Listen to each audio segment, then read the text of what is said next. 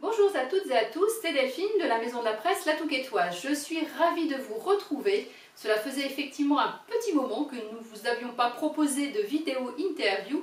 Et aujourd'hui, c'est Éric Foissier, qui est le lauréat du prix Maison de la Presse 2001, qui nous fait l'honneur de nous accorder une interview et qui s'est prêté au jeu de nos questions-réponses. Et il va donc nous présenter le prix Maison de la Presse 2021. Et il s'agit du Bureau des Affaires Occultes qui est paru le 27 avril dernier aux éditions Albin Michel. Avant d'être le prix Maison de la Presse 2021, le Bureau des Affaires Occultes a été un véritable coup de cœur de Céline. Alors pourquoi un coup de cœur? Puisque ce roman nous replace et nous immerge totalement dans le Paris de 1830.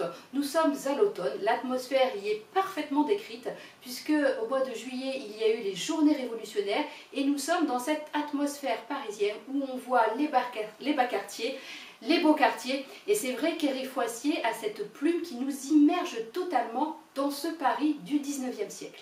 Alors, nous allons faire également la connaissance dans ce polar historique, je dirais, de Valentin, qui est un inspecteur énigmatique, très intelligent, qui est passionné de chimie et de sciences, et qui va mener une enquête finalement sur des suicides qui sont un peu étranges. Parallèlement à cette enquête de Valentin, il va y avoir également une seconde intrigue, une intrigue avec un certain vicaire. Je ne vais pas vous en dire plus, ce roman est véritablement passionnant. La plume d'Éric Foissier nous plonge totalement dans ces intrigues de Paris du 19e siècle, où ce sont les débuts effectivement de la science, à laquelle s'oppose bien sûr l'occultisme et l'ésotérisme. Donc vraiment, vous allez prendre un très grand plaisir à tourner les pages. Nous, à la Maison de la Presse, on a véritablement adoré. Et puis, cerise sur le gâteau, c'est cette couverture qu'on a vraiment adoré également. On voit bien effectivement ce personnage de dos, hein, on suppose que c'est Valentin, et vous allez vraiment prendre un très grand plaisir à découvrir ce personnage. Je ne vais pas vous en dire plus, je vais laisser la parole à Éric Foissier, donc qui va vous présenter cette pépite, je dirais, et qui va répondre à toutes nos questions. Je vous informe également qu'Éric Foissier sera parmi nous le 13 août prochain pour une interview, une rencontre en live qui sera retransmise sur notre page Facebook, qui sera suivie d'une séance de dédicace. Je vous souhaite une belle journée et n'oubliez pas, tous en librairie.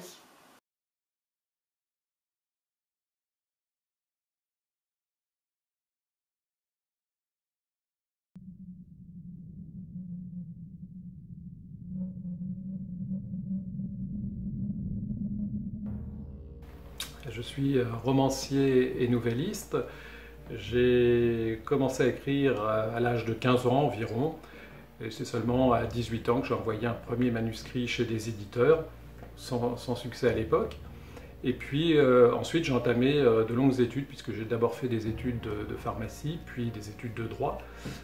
J'ai obtenu les 2 doctorats et j'ai entamé une carrière d'universitaire. Et c'est seulement à ce moment-là que j'ai commencé à faire des concours de nouvelles, et ça m'a permis de publier mes premiers livres qui étaient des recueils de nouvelles publiés chez des petits éditeurs un peu spécialisés dans ce genre littéraire. Et ça m'a permis ensuite de publier un premier roman chez un éditeur plutôt de taille moyenne, mais ce premier roman a été remarqué. Il a notamment remporté le prix Plume de Glace en 2011. Et donc par la suite, j'ai commencé à publier des romans policiers historiques, d'abord chez Jean-Claude Lattès et aujourd'hui chez Albin Michel, où vient de sortir mon dernier roman, le Bureau des Affaires Occultes.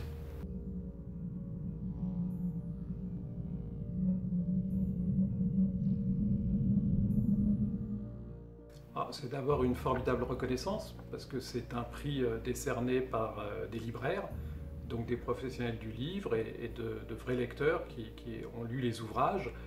Et du coup, à la fois ça fait très plaisir, mais aussi c'est un encouragement à continuer dans la même voie, et donc un encouragement pour écrire les nouvelles enquêtes de Valentin Verne, qui est le héros de mon dernier roman.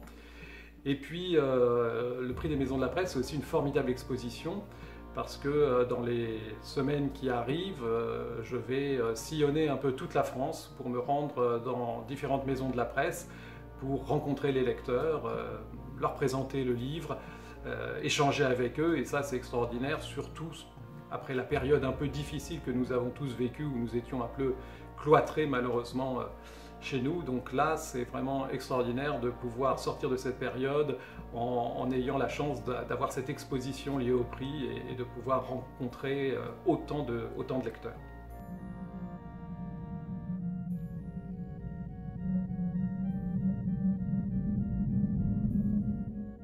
C'est un roman policier historique qui se déroule en fait au début du 19e siècle. Nous sommes en 1830, juste après la révolution des Trois Glorieuses, qui a permis l'installation du roi Louis-Philippe sur le trône.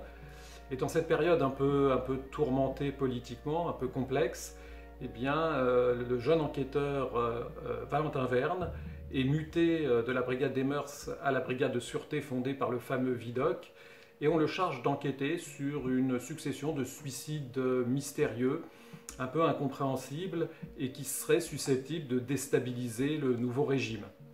Et en même temps, Valentin mène une autre enquête, puisqu'il poursuit une traque un peu plus personnelle, qui est la traque d'un mystérieux criminel qui s'appelle le Vicaire, et qui ferait des victimes parmi les enfants.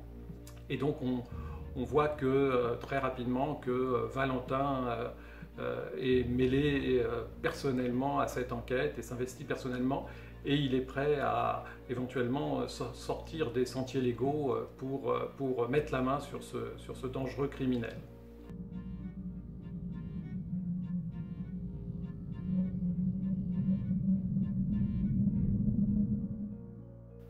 Alors, pour plusieurs raisons, j'ai été attiré par cette époque. D'abord par le contexte politique, donc on a un contexte très fragile d'un point de vue politique, puisque le roi Philippe vient juste d'être installé sur le trône. Il fait face à une opposition qui est très virulente, dans un climat d'émeute quasi permanent à Paris. Et en face de lui, s'opposant à lui, on a des royalistes, mais qui sont ce qu'on appelle des légitimistes, qui sont partisans de l'ancien roi, Charles X, qui est parti en exil. On a les républicains qui se sentent un peu floués de la Révolution, puisque celle-ci n'a pas abouti à l'établissement de la République, mais on a simplement changé de tête sous la couronne. Et puis on a les bonapartistes qui sont nostalgiques de l'Empire. Donc ce climat d'instabilité politique et de complot, d'organisation de sociétés secrètes était évidemment très propice à mettre en place une intrigue policière. Et puis il y a un deuxième point qui m'a attiré sur cette période, c'est que durant ces premières décennies du 19e siècle, on va avoir énormément d'inventions et de découvertes scientifiques, dans tous les domaines, en physique, où on va inventer le moteur à vapeur, l'hélice, l'électromagnétisme, on va découvrir l'électromagnétisme, en chimie, et également en médecine et en pharmacie. Et donc je trouvais que la conjonction de ces deux éléments était intéressante et permettait de donner un terreau qui allait permettre au lecteur d'apprendre plein de choses sur une période finalement qui est assez méconnue, parce que la monarchie de Juillet, c'est une période de transition et souvent pas très étudiée, et qui est pourtant extrêmement riche.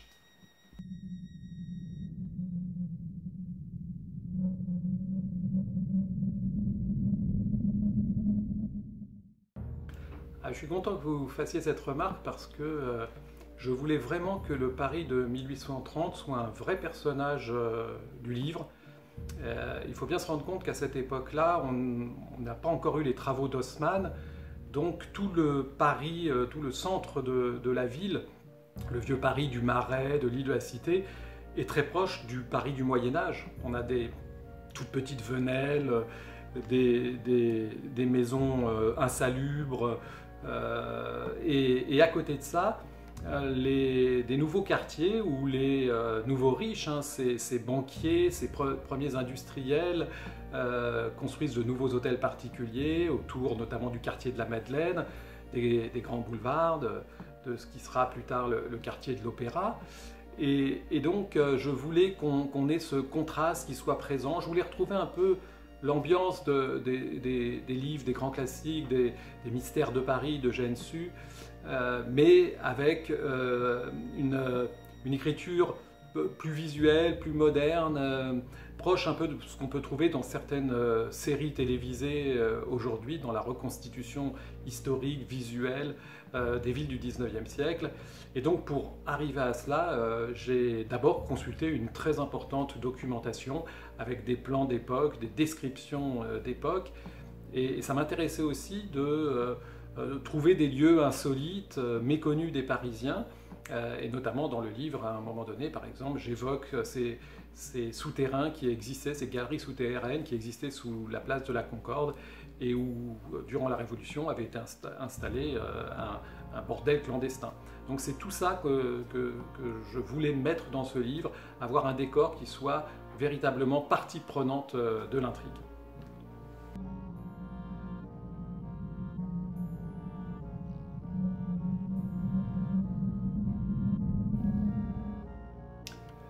C'est avant tout un enquêteur surtout atypique. C'est-à-dire que rien ne le prédestinait à avoir une carrière policière, puisqu'il a d'abord fait des études scientifiques, en chimie, en pharmacie, et il se destinait plutôt à une carrière scientifique. Et puis, quelque chose dans sa vie va l'inciter à s'orienter vers cette carrière de policier, en fait, pour marcher sur les traces de son père. Et du coup, de par ses connaissances des sciences qui commencent à émerger, eh bien, il a les moyens de traquer les criminels par des façons différentes. Il comprend mieux, il est plus au fait de toutes ces nouvelles découvertes qui foisonnent à l'époque. Et alors, il est aussi un peu particulier parce que c'est un policier qui a une apparence angélique.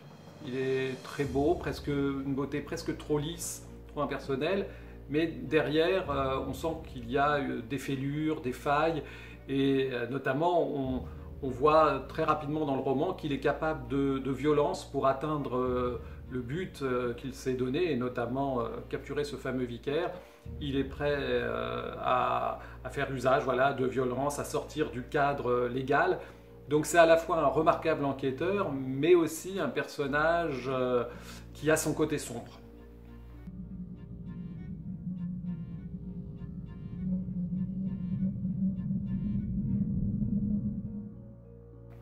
Nous avons un point commun au moins, c'est notre formation de pharmacien. Donc moi j'ai d'abord fait des études de pharmacie avant de faire des études de droit, et Valentin, lui aussi, en fait, a étudié la pharmacie auprès d'un des grands pharmaciens du 19e siècle, qui était le professeur Pelletier, qui enseignait à l'école de pharmacie à Paris, et qui est ce savant qui a isolé pour la première fois la quinine en 1820, qui a d'ailleurs sa statue boulevard Saint-Michel. Et donc ça nous fait au moins un point commun. Après, je pense que c'est un personnage qui est torturé, qui a des côtés sombres, qui est susceptible de violence, et ça c'est beaucoup plus éloigné de moi. Je trouve que justement c'est intéressant quand on crée un héros, justement de sortir de son quotidien, de sortir de ce qu'on est soi-même, et d'y mettre d'autres choses, d'aller chercher des éléments de sa personnalité ailleurs que dans son propre moi. Ça c'est quelque chose qui m'intéresse beaucoup. Donc ça m'est arrivé aussi dans mes romans précédents, par exemple, de créer des personnages féminins, et ça j'adore ça aussi, créer des personnages d'héroïnes, parce que c'est très intéressant pour moi en tant qu'auteur de me projeter, d'essayer de me projeter dans la psychologie d'une femme. Et donc Valentin a des points communs avec moi, mais il est aussi très très différent de moi.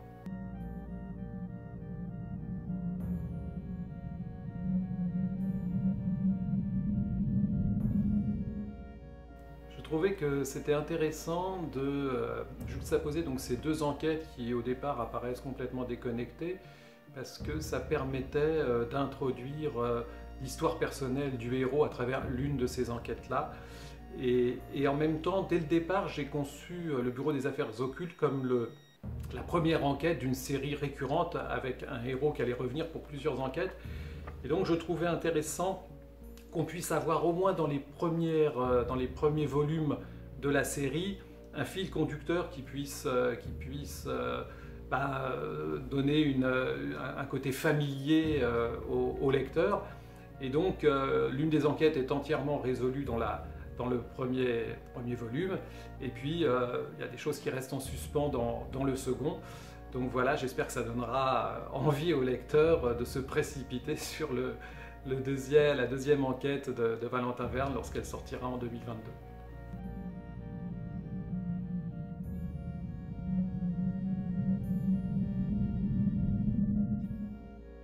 Oui, bien sûr. Valentin, au cours de son enquête, va faire la connaissance d'une jeune actrice, Aglaé Marceau. Très vite, il se sent attiré par elle. Ça me permet d'ailleurs d'évoquer cette fameuse période du boulevard du crime. Le boulevard du crime, ça n'était rien d'autre que le boulevard du Temple, dans lesquels s'étaient regroupés géographiquement tous les théâtres, ou sur la scène desquels prédominait à l'époque le mélodrame. Et donc, comme chaque pièce, il y avait des crimes sanglants, etc., les journalistes avaient rebaptisé ce boulevard le boulevard du crime.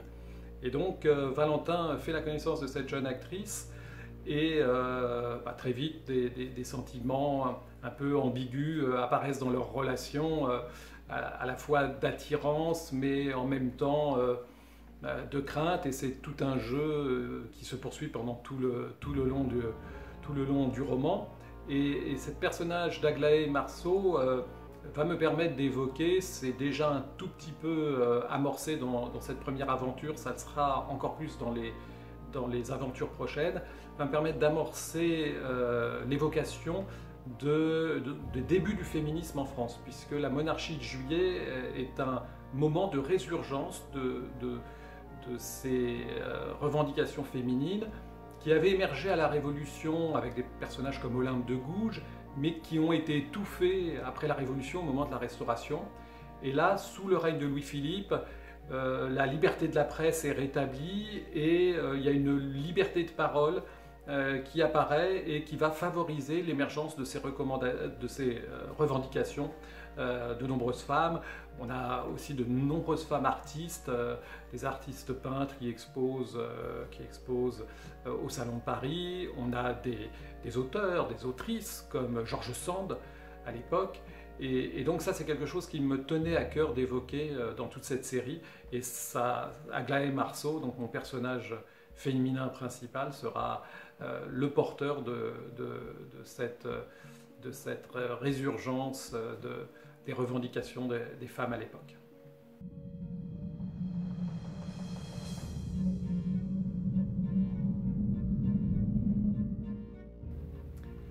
Ils auraient au moins un point commun, c'est leur attrait pour la science. Mais ils sont, je pense, complètement différents dans leur approche d'enquêteur. Sherlock Holmes, c'est plutôt quelqu'un de froid, quelqu'un qui analyse de façon très rationnelle les choses. Valentin est complètement différent. Valentin est quelqu'un qui a une profondeur, un monde intérieur beaucoup plus tourmenté que celui de Sherlock Holmes, beaucoup moins d'assurance que Sherlock Holmes, et il fonctionne aussi beaucoup plus intuitivement et aussi beaucoup plus par l'approche psychologique des personnes qu'il côtoie. Donc bon, je suis pas sûr qu'ils s'entendraient en fait, je suis pas sûr que ces deux personnages qui s'entendraient, parce qu'ils n'ont pas les mêmes moteurs du tout. Donc ça ferait peut-être des étincelles, qui sait.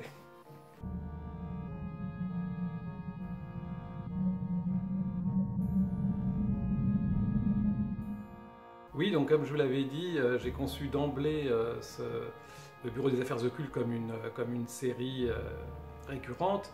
Donc effectivement, je suis en train de rédiger la deuxième enquête de Valentin Verne. Tout le chapitrage est déjà fait. Mais j'avoue que là, pour le coup, l'annonce du prix Maison de la Presse a fait se multiplier les interviews, les sollicitations, les déplacements dans les différentes librairies pour rencontrer les lecteurs, et ça a ralenti un petit peu l'écriture du livre.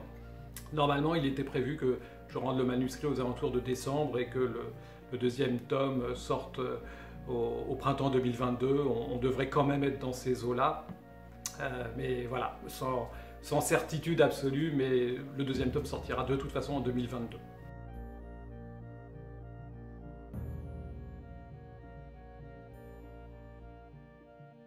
Je dirais le moteur à explosion et aussi les perfectionnements de la machine à vapeur, parce que ça a permis de soulager l'homme de tâches qui étaient très éprouvantes à l'époque.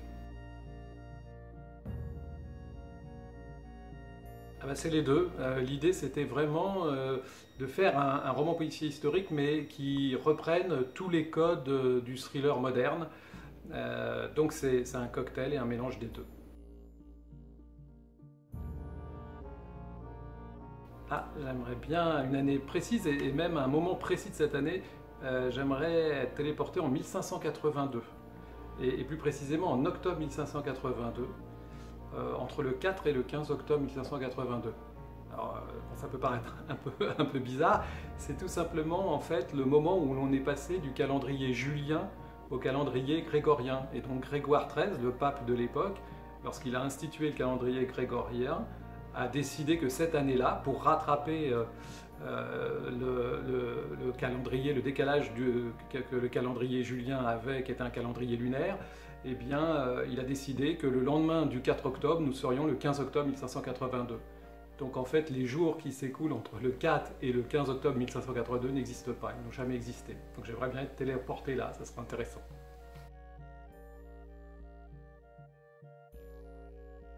Sans hésitation, Le désert des Tartares. C'est un roman qui m'a fasciné et en l'ayant terminé comme lecteur, je me suis dit le jour où on écrit un roman comme ça, on peut mourir tranquille, on a laissé une trace derrière soi. Je vais être un peu de parti pris, mais je vous engage à vraiment me faire confiance. Je vous recommande le roman de mon jeune frère, Luc-Michel Foissier, qui s'appelle Les Pantoufles, qui est sorti aux éditions de l'Arbre Vengeur cette année, et qui est un peu un roman à la Bartleby de Melville. C'est un roman plein d'humour et avec un style extrêmement travaillé. C'est l'histoire d'un homme qui sort de son appartement et qui se retrouve bloqué à l'extérieur parce qu'il a laissé ses clés à l'intérieur et il est en pantoufles. Et le simple fait d'être en pantoufles va changer à la fois son regard à lui sur le monde et le regard des autres sur lui.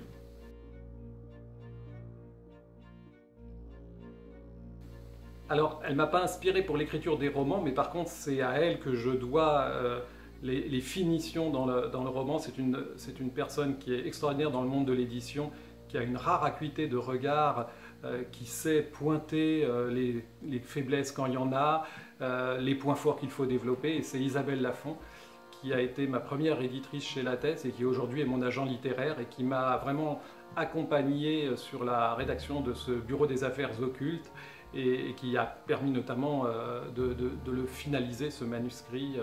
Donc je lui dois beaucoup.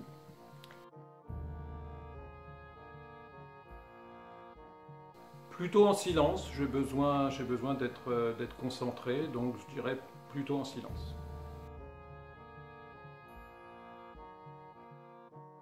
Oui, il se trouve que j'ai un sablier sur mon bureau et quand je suis en séance d'écriture, c'est un sablier d'un quart d'heure, donc je le retourne à chaque fois et ça me permet voilà, de rythmer. Je peux voir comme ça combien de pages, comment j'avance tous les quarts d'heure et ça me rassure quelque part d'avoir ce petit rituel. Ah, j'en ai beaucoup. D'abord, la première, la plus importante pour mon épouse, qui se reconnaîtra, mais je suis surtout aussi en fait, un passionné d'énigmes, de casse-tête, d'escape game, et d'ailleurs, ça se retrouve dans bon nombre de mes romans, et je crois que les lecteurs y sont assez sensibles. Alors, oui, effectivement, il se trouve que dans les réponses que je vous ai apportées à ce questionnaire au tac à tac, j'ai menti une fois. Voilà, et faute avouée, faute à moitié pardonnée.